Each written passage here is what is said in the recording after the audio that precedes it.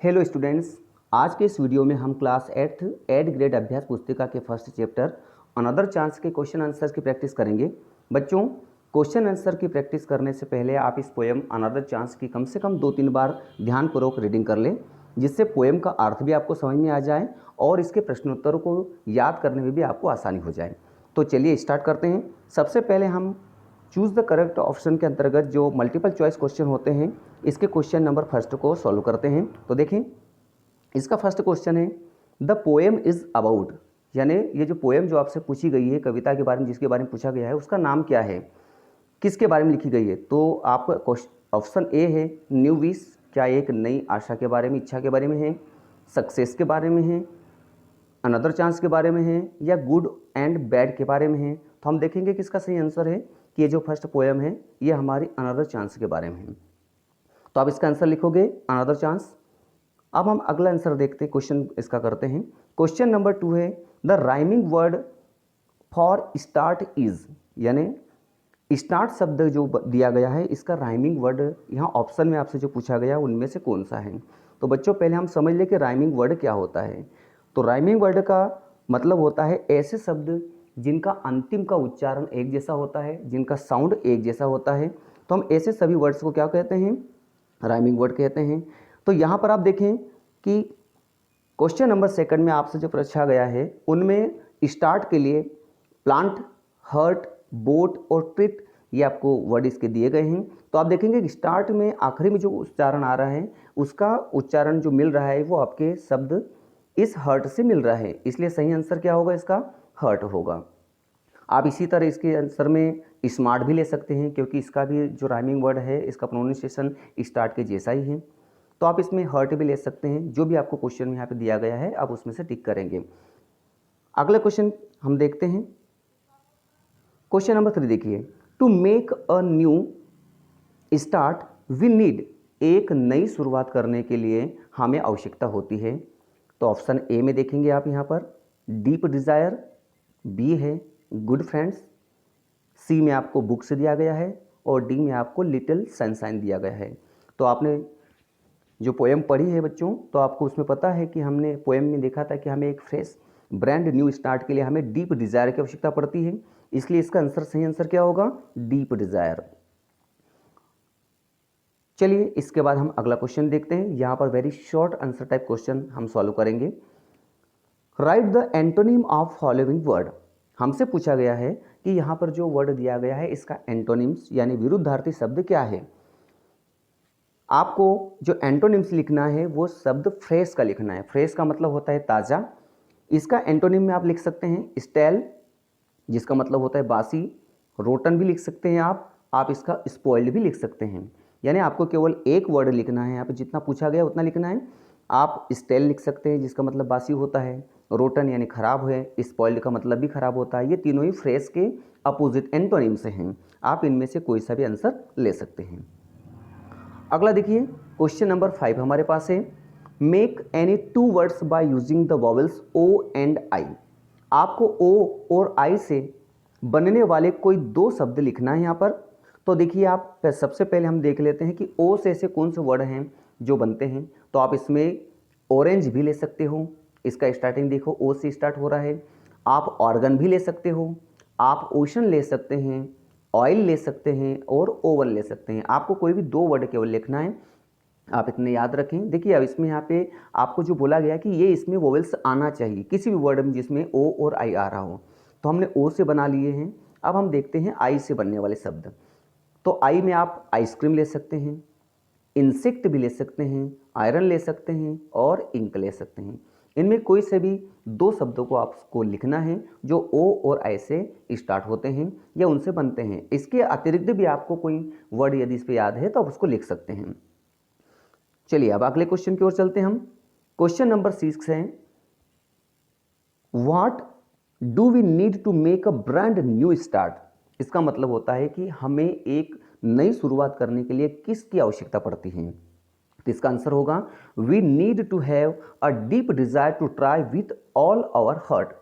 हमें पूरे दिल से प्रयास करने की गहरी इच्छा होना चाहिए, हमें तीव्र इच्छा होना चाहिए। जब भी हम कोई एक फ्रेश स्टार्ट करना चाहते हैं, एक नई शुरुआत करना चाहते हैं, तो हमें उसको कार्य को करने के लिए हमारे दिल में अंदर से एक भावना होनी चाहिए, एक इच्छा होनी चाहिए कि हम इसको करें, अदरवाइज हम उसमें सक्सेस नहीं हो पाएंगे। क्वेश्चन नंबर 7 देखते हैं अब हम। Write words that rhyme with the following words.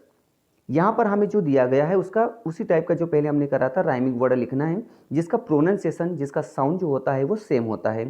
तो चलिए इसको देख लेते हैं हम। सबसे पहले आपको लिखना है वे का, केवल एक पूछा गया है, आप अपने आंसर में 2-3 याद करके रखें। तो देखिए वे, इसके राइमिंग वर्ड में आप डे लिख सकते हैं, आप में भी लिख सकते हैं और आप से भी लिख सकते हैं। ये तीनों ही राइमिंग वर्ड हैं वे के लिए। इसके पश्चात आपको विनिंग का लिखना है। तो विनिंग के लिए आपके पास जो राइमिंग वर्ड हैं उसमें आप लिविंग ले सकते हैं, फॉरगिविंग भी ले सकते हैं और रनिंग भी ले सकते हैं। ये तीनों ही इसके राइमिंग वर्ड है। इसके अतिरिक्त भी आपको सेम साउंड वाले यदि कोई वर्ड याद हैं तो आप उनको यहाँ पर लिख सकते हैं। चलिए अगले क्वेश्चन की ओर चलते हैं हम। अब यहाँ पर हमको शॉर्ट आंसर टाइप क्वेश्चन है, इनके 1 या 2 सेंटेंसेस में आपको इनके जवाब देना होते हैं। तो सबसे पहला क्वेश्चन यहाँ पर देखते हैं इसमें, क्वेश्चन नंबर 8 जो आपके पास है, right any one stanza of the poem another chance. यहाँ पर आपसे कहा गया है कि जो पोएम अनदर चांस है, इस अनदर चांस के पोएम की कोई भी एक स्टेंजा आपको लिखना है, जो भी आपको याद हो, अच्छी तरीके से याद हो, उस स्टेंजा को आपको लिखना है। तो यहाँ पर मैंने फर्स्ट स्टेंजा इसका लिया है, आप लोग कोई सा ले सकते हो, फर्स्ट ले सकते हो, सेकंड ले सकते हो, जो भी आपको आसानी से याद हो जाए। चलिए अब अगले क्वेश्चन की ओर चलते हैं हम लोग। क्वेश्चन नंबर 9 देखते हैं। According to you what should we do to correct our mistakes. हमसे पूछा गया है कि आपके अनुसार हमारी जो गलतियां होती है उनको सही करने के लिए क्या करना चाहिए। यानी यहाँ पर हमसे पूछा गया है कि आपको क्या करना चाहिए, तो इसका जवाब देंगे हम कि हमारे अनुसार। तो आंसर होगा अकॉर्डिंग टू मी, यानी मेरे अनुसार, to correct our mistakes we should wish for another chance. यानी हमें अपनी गलतियों को सुधारने के लिए एक और चांस की, एक और अवसर की कामना करना चाहिए, इच्छा करना चाहिए। चलिए अब अगले क्वेश्चन की ओर चलते हैं हम। क्वेश्चन नंबर 10 को देखते हैं। यहां पर आपसे पूछा गया है why should we not think we are through. इस प्रश्न का मतलब होता है हमें ऐसा क्यों नहीं सोचना चाहिए कि हम हार गए या अब कुछ नहीं बचा। तो इसका आंसर होगा we should not think we are through. हमें ऐसा कभी नहीं सोचना चाहिए कि हम हार गए हैं या अब कुछ नहीं बचा। बिकॉज यानी क्योंकि, there is always a tomorrow, क्योंकि हमेशा एक नया दिन होता है, and the hope of starting new, और एक नई शुरुआत के लिए एक आशा भी होती है। इसलिए हमें कभी नहीं सोचना चाहिए कि हम हार गए हैं या अब हमारे जीवन में कुछ नहीं बचा है। चलिए अगले क्वेश्चन को देखते हैं हम लोग। क्वेश्चन नंबर 11 देखिए आप। What should we do in despair. Despair का मतलब होता है निराशा। जब हम निराश होते हैं तो हमें क्या करना चाहिए, इस क्वेश्चन का हमें आंसर यहाँ पे देना है। तो इसका आंसर होगा we should never give up in despair. हमें निराशा में कभी हार नहीं मानना चाहिए, क्योंकि because there is always a tomorrow to start a new, क्योंकि एक नई शुरुआत करने के लिए हमेशा एक नया दिन होता है। इसलिए हमें कभी भी हार नहीं मानना चाहिए और हमेशा ये सोचना चाहिए कि अभी हमसे यदि कोई मिस्टेक्स हुई है तो हम उनको सुधारें और अगली बार एक नई तरीके से नई शुरुआत के साथ उसे करें। अब यहाँ पर हम लॉन्ग आंसर टाइप क्वेश्चन की ओर बढ़ते हैं। इन क्वेश्चंस के जवाब जो आपको आंसर है वो 5 to 7 सेंटेंसेस में देना है। तो चलिए स्टार्ट करते हैं इसको। क्वेश्चन नंबर 12 को देखते हैं यहाँ पे। What moral do you get from the poem another chance. इसका मतलब है कि आपने जो पोएम पढ़ी थी अनदर चांस, इससे आपको क्या सीख मिलती है, क्या शिक्षा मिलती है। तो हम इसका आंसर देंगे following moral we get from the poem another chance, यानी हमें इस पोएम से, इस कविता से जो सीख मिलती है उसे देखते हैं। We should always wish for another chance. हमें हमेशा एक नए चांस, एक और अवसर की कामना करना चाहिए, इच्छा करना चाहिए। किसके लिए? Chance to change our failure into success. किसके लिए? हमारी जो असफलताएं हैं उनको सफलता में परिवर्तित करने के लिए। हमें अपनी असफलताओं को सफलता में परिवर्तित करने के लिए हमेशा एक नए अवसर की कामना करनी चाहिए, यह हमें सीख मिली है। और इसके साथ ही हमें सीख मिली है we should never give up in despair and think that we are through. हमें कभी भी निराशा में हार नहीं मानना चाहिए और ये नहीं सोचना चाहिए कि अब कुछ नहीं बचा है, सब कुछ समाप्त हो चुका है। हमें ऐसा कभी नहीं सोचना चाहिए। ये हमें इस पोएम से सीख मिली है। चलिए अगले क्वेश्चन की ओर चलते हैं। यहाँ पर आप देखेंगे कि आपको कुछ चित्र दिया गया है और एक प्रश्न पूछा गया है। आप देखिए सबसे पहले इसको, look at this picture and answer the question given below. आपको इस पिक्चर को, चित्र को देखना है और इसके बाद दिए गए आंसर्स का यहाँ पर जो है उनको जवाब आपको आंसर देना है इसका। तो चलिए इसको देखते हैं।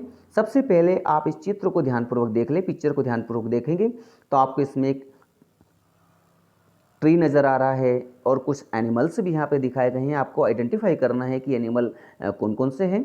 तो चलिए इसके क्वेश्चन की तरफ हम बढ़ते हैं। पहला क्वेश्चन यहाँ पे पूछा गया है, द पिक्चर शोज अस। ये जो चित्र है हमें किस बारे में दिखाता है? इसका ए है फार्म के बारे में, क्या यहाँ पे कोई खेत दिखाया गया है, जंगल के बारे में है, या किसी हाउस के बारे में है, या पोंड के बारे में है। तो यदि हम चित्र को ध्यानपूर्वक देखते हैं तो हम देखिए कि यहाँ पर ऐसा लग रहा है कि जैसे कोई जंगल का चित्र है, वृक्ष भी है और जानवर भी है, नीचे घास वगैरह भी है। तो निश्चित रूप से इसका आंसर क्या होगा? इसका आंसर होगा जंगल। तो आप आंसर बी को यहाँ पर सही लिखेंगे। इसके अलावा क्वेश्चन नंबर सेकंड इसमें पूछा गया है, which animal do you see in the picture.